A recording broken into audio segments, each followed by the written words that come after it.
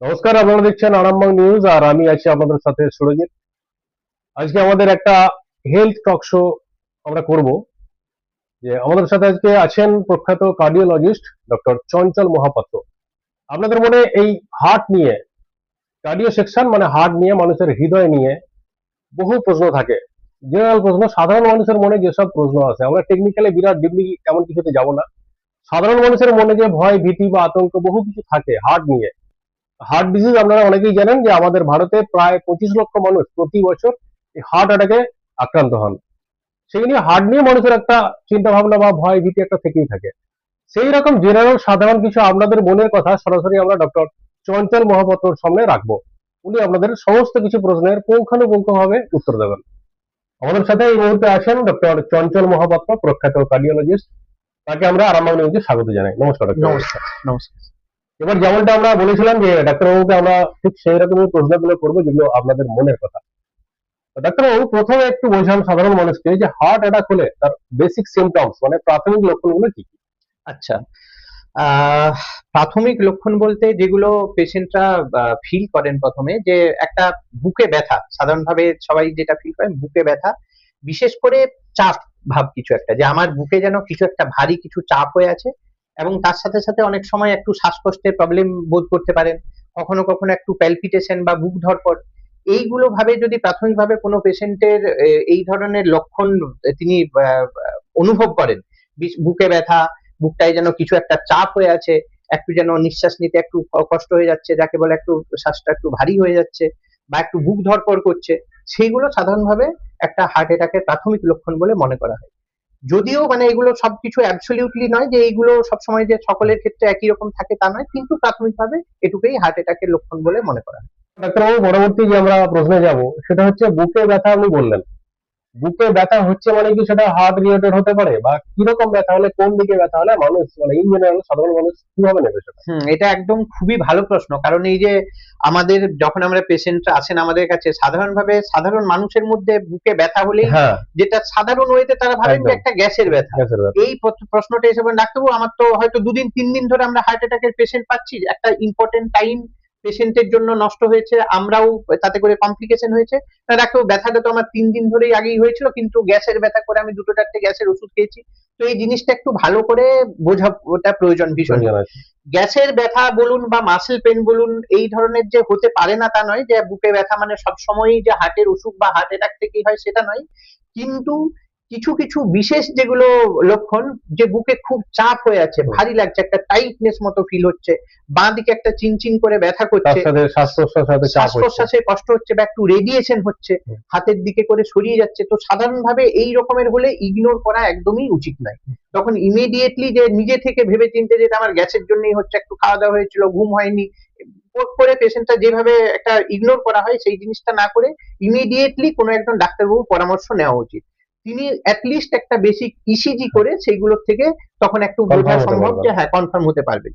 তো প্রাথমিকভাবে ওই চাপ ভাব, সেগুলো একটু রেডিয়েশন হচ্ছে, সাথে একটু শ্বাসকষ্ট হতে পারে, বুক ধড়ফড় হতে পারে, এই ধরনের একটু কারোরই খুব কিছু কিছু বিশেষ ধরনের হার্ট অ্যাটাকের ক্ষেত্রে একটুখানি সেন্সলেস হওয়ার মতো একটু প্রবণতা হয়, এইগুলো তো একদমই ইগনোর করাটা উচিত নয়।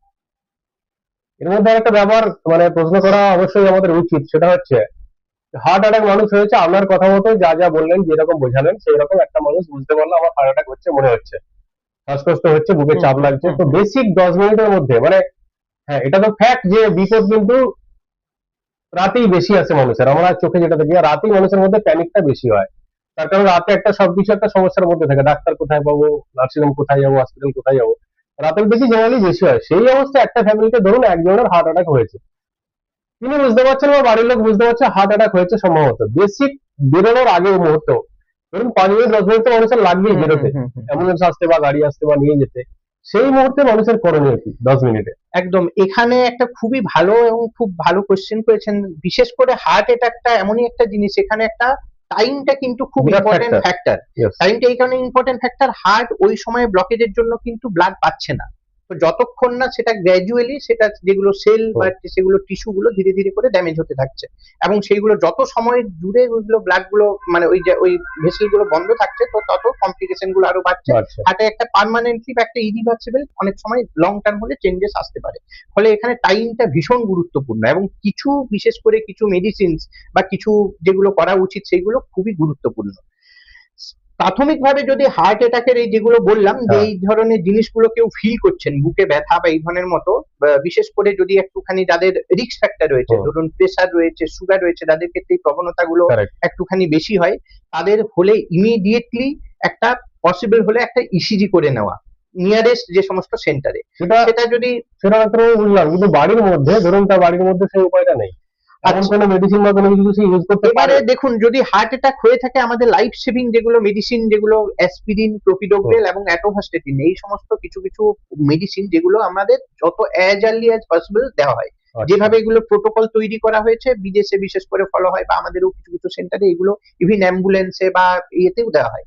এই ধরনের ওষুধপত্র রাখা যেতে পারে বাড়িতে, যেগুলো যদি মনে হয় যে হ্যাঁ একদম টিপিক্যাল এই ধরনের গুলো হচ্ছে, বা যাদের আগেও এই ধরনের অ্যাটাকের লক্ষণগুলো মতো হয়েছে, হ্যাঁ, তো তাদের ক্ষেত্রে এই ধরনের কিছু ওষুধ ইমিডিয়েটলি সেক্ষেত্রে স্যার আপনার অ্যাসপিরিন বললেন, অ্যাসপিরিন কিভাবে কতক্ষণের মধ্যে ইউজ করবে? দেখুন, এবারে অ্যাসপিরিন, ক্লোপিডোগ্রেল এইগুলো অ্যাকচুয়ালি রক্তকে তরল করে। যে অ্যাটাক গুলো হয়েছে যাতে করে রক্ত তরল হয়ে সেগুলো থেকে কিছুটা রিলিফ বা এরকম সেই ডিজিজ প্রসেসটাকে একটুখানি মডিফিকেশন হয়। অ্যাসপিরিন, ক্লোপিডোগ্রেলের যেগুলো ইনিশিয়াল বা একটা লোডিং ডোজ বলে, সেটা কিন্তু 300 মিলিগ্রাম করে দেওয়া উচিত, এগুলো চিউবেল, যাতে করে অ্যাবজর্পশনের রিলেটেড যে সমস্ত ব্যাপারগুলো রয়েছে। তো usually 300 milligram aspirin, 300 milligram clopidogrel একটা এজ লিমিট পর্যন্ত, এবং অ্যাটোভাস্টেটিন 80 মিলিগ্রাম, এটাই স্ট্যান্ডার্ড ডোজ যেটা ইউজুয়ালি দেওয়া হয়। হ্যাঁ, সেগুলো চিউবেল ফর্মে মানুষ চাইলে বাড়িতে রাখতে পারে, বাড়িতে সেই রকমের ক্ষেত্রে রাখা যেতে পারে। যদি একদম টিপিক্যাল এই ধরনের হয় তো সেই ক্ষেত্রে, এবং যাদের মেডিকেল কিছু দেখা যাচ্ছে যে হয়তো ইমিডিয়েটলি পসিবল নয়, নিয়ারেস্ট সেন্টারে যেতেও সময় লাগবে, সেখানে তার মধ্যে ইউজ করতে পারেন। হয়তো দেখা গেল যে এগুলো এই ড্রাগস গুলো বিশেষ করে যদি হয় অ্যাটাক, তো সেটা ভীষণ ভাবেই একটা লাইফ সেভিং বা ওটা ডিজিজ প্রসেসের জন্য খুবই ভালো। যদি বাই চান্স ধরুন অন্য কিছু বেরোলো, তো ওই অর্থে মেজর ক্ষতিকারক যে একদম সেই যে খুবই হয়ে গেল সেটা নয়। মানুষকে কি বলবেন যে অ্যাসপিরিন মানুষ বাড়িতে রাখতে পারেন কিনে? দেখুন, এটা একটু কোশ্চেনটা একটু আমরা সবসময় অলওয়েজ বলবো যে নিজে থেকে না করে, কারণ যেহেতু এত স্ট্রেট ফরওয়ার্ড নয়, এবং যে কোনো ওষুধেই মানে সেলফ মেডিকেশন হওয়াটা বাঞ্ছনীয় নয়।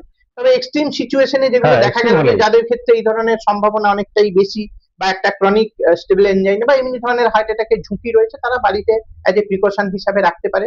তবে আমরা প্রেফার করবো বা বলবো অলওয়েজ যে কোনো একটা নিয়ারেস্ট সেন্টারে অ্যাজ আর্লি এজ পসিবল একটা ইসিজি করিয়ে নিয়ে তারপরে এটা এই সমস্ত ওষুধগুলো খাওয়াটা উচিত।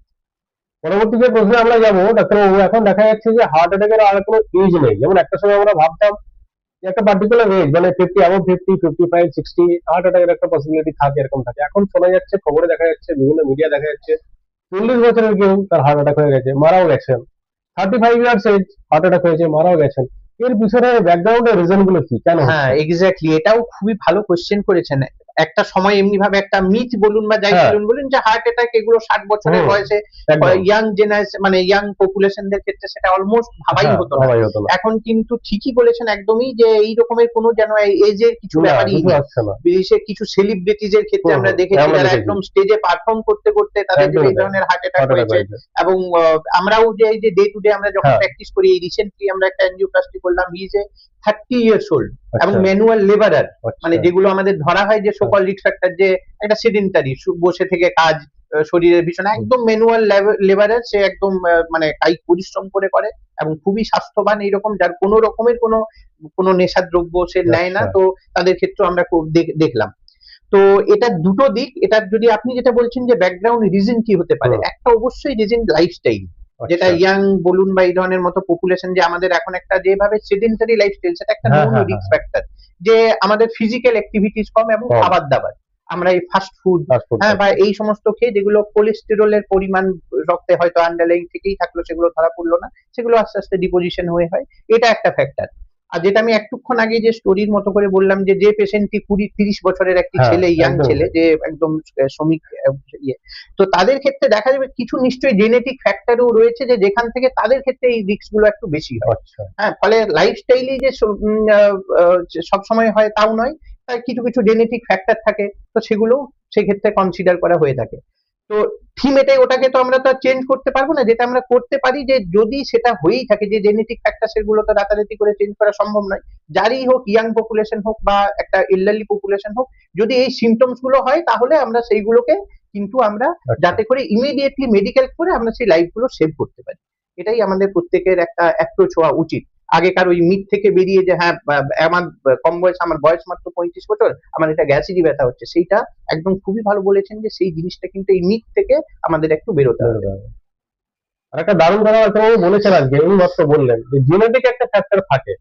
সত্যি তাই, আপনি ভেবে দেখবেন যে আমরা মনে মনে ভাবি, অনেকেই বলেছেন, অন্য ডাক্তারবাবু বলেছেন, কোনো জেনারেল মেডিসিনের ডাক্তার দেখাতে গেছেন, সেখানে হয়তো বলেছেন যে বাড়িতে বাবা মা ঠাকুরদা তারা জীবিত আছেন কিনা, দাদু দিদা তাদের কোনো হার্ট অ্যাটাক হয়েছিল কিনা। ইভেন আপনি দেখবেন হয়তো কোনো মেডিক্লেম করতে যাচ্ছেন, সেখানেও এই কোশ্চেন গুলো আসে, এই প্রশ্নগুলো আসে যে হার্ট অ্যাটাকে কারো ডেথ হয়েছিল কিনা বা এরকম। তো সেক্ষেত্রে কি স্যার একটা ব্যাপার থাকে জেনেটিক, যে ধরুন একজন মানুষ, তার পরিবারে দেখা গেল তার দাদু, দাদুর বাবা, তাদের সত্যি হার্ট অ্যাটাক হয়েছিল, হয়তো অ্যাবাউট 60 আর অ্যাবাউট 70, যাই হোক হয়েছিল, সেখানে কি একটা, এই যারা নিউ জেনারেশন রয়েছে বাড়িতে, একটা কি পসিবিলিটি থাকে হার্ট অ্যাটাক হতে পারে? হ্যাঁ, হ্যাঁ, কিছু কিছু তো একদম নোন, মানে মেডিকেল সায়েন্স একদম। তো ধরুন আমরা এই যে দেখবেন যে খুব যেগুলো শোনা যায় যে একদম খুব ইয়াং হ্যাঁ, জিমে গেছে বা এই রকমের হার্ট করে অ্যাটাক গেছে, হয়ে গেছে। তার একটা হঠাৎ করে সাডেন ডেথই হয়েছে এই হ্যাঁ। রকমের মতো। তো হাইপারট্রফিক কার্ডিওমায়োপ্যাথি বলে একটা বিশেষ ধরনের আচ্ছা। একটা ডিজিজ থাকে, যাদের হার্টের যে আমাদের যে দেওয়াল, সেই দেওয়ালগুলো একটু ঠিক হয়, আচ্ছা। এবং ঠিক হওয়ার জন্য একটা অনেক ক্ষেত্রে অবস্ট্রাকশন হয়।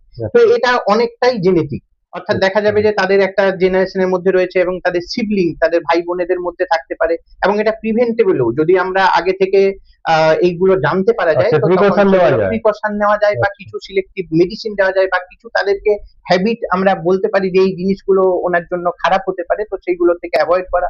রিসেন্টলি একজন মেডিকেল স্টুডেন্টেরই স্টেশনে এই ধরনের একটা ঘটনা ঘটেছিল যে স্টেশনে ট্রেন ধরতে গিয়ে একটা ওই রকম সাডেন কার্ডিয়াক ডেথ।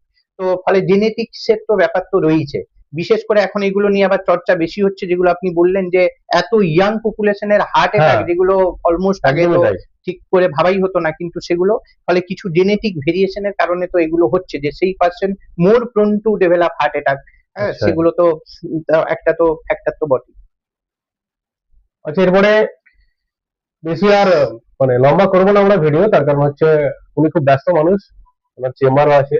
কিন্তু একটা সব থেকে গুরুত্বপূর্ণ প্রশ্ন আমরা এবারে রাখবো, যে প্রিকশন যে উনি বললেন, প্রিকশন কিভাবে নেবে মানুষ, কিভাবে কি করবে, মানে কত বছরের পরে মানুষ তার নিজস্ব হার্ট কেমন আছে, হার্টের স্বাস্থ্য কেমন আছে, চেক আপ করা উচিত বা রেগুলার চেক আপে যাওয়া উচিত, ডাক্তার দেখানো উচিত কিনা, এই সম্পর্কে আপনি কি বলবেন হ্যাঁ, মানুষের উদ্দেশ্যে?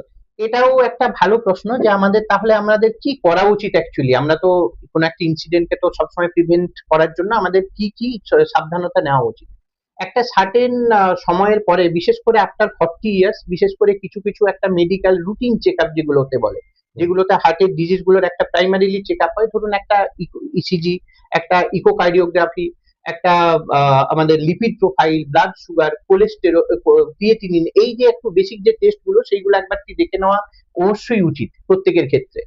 এবং যাদের ক্ষেত্রে আচ্ছা, এখানে আমি একটু বলি, এই যে আপনি বললেন টেস্ট গুলো করে নেওয়া উচিত, এটা কতদিন অন্তর করবে মানুষ? এগুলো দেখুন এমনি করে ফিক্সড করে যদি বলা যায় যে দেখা গেল যে কারো একটু ডিরেঞ্জড রয়েছে হ্যাঁ। প্রাইমারিলি ভাবে, তখন দেখা গেল যে তার ক্ষেত্রে উইথ 6 মান্থেও সেটা রিপিট করার একটু আচ্ছা। দেখে নেওয়া যেতে পারে। কারো অ্যাবসলিউটলি নর্মাল রয়েছে, তো ইয়ারলি একটা করে টেস্টও আচ্ছা। অনেক ক্ষেত্রে সাফিসিয়েন্ট। হ্যাঁ, তো দেখা সেগুলো ডিপেন্ড করছে, যিনি প্রাইমারি রেজাল্ট গুলো একটা পাওয়া গেল, তো সেটার ক্ষেত্রে এইরকমের মতো। প্রচুর মানুষ এখন হাইপার টেনশন আমাদের কাছেই আছেন, 30 বছর বয়স, স্কুল টিচার বা এমনি ধরনের একটা কিছু, প্রচুর বেশ কিছু পুল অফ পেশেন্ট রয়েছেন যে 30 বছর বয়সে তারা একটা দুটো অ্যান্টি হাইপারটেনসিভ খাচ্ছেন। তো তাদের ক্ষেত্রে যে আমরা 40 ইয়ার্স পর্যন্ত, তাদের ক্ষেত্রে সেই সময় একটু দেখে নেওয়া যে এই যে রুটিন, এই সমস্ত গুলো যেগুলো risk factor, সোকল risk factor for heart attack, তো সেই জিনিসগুলো একটু দেখে নেওয়া। তো এই ধরনের টেস্ট গুলো তো অ্যাটলিস্ট বেসিক একবার করেই নেওয়া উচিত। উনি ডক্টর চঞ্চল মহাপাত্র, উনি আরামবাগে আসেন, টেরেসা মেমোরিয়ালে আসেন, Teresa Memorial hospital Arambagh, Gourhati মোড়ে বসেন। আপনারা চাইলে এখানে আমাদের ডেসক্রিপশন বক্সে কন্ট্যাক্ট ডিটেলস দেওয়া থাকবে, যোগাযোগ করে ওনার সাথে ফিজিক্যালি মিট করতে পারেন। আর যদি মনে হয় এর বাইরে আরো কোনো প্রশ্ন আছে আপনাদের মনে, ডাক্তারবাবুর কাছে জানার, আসতে পারছেন না বা ভিজিট করার প্রয়োজন নেই, তো আমাদের এখানে কমেন্ট বক্সে আপনারা প্রশ্ন করুন। আমরা যদি সেরকম আরো ইম্পর্টেন্ট কিছু প্রশ্ন পাই, আগামী দিনে ডক্টর মহাপাত্রকে নিয়ে আবারও বসবো। ডাক্তারবাবু, আপনাকে অনেক ধন্যবাদ। নমস্কার। নমস্কার।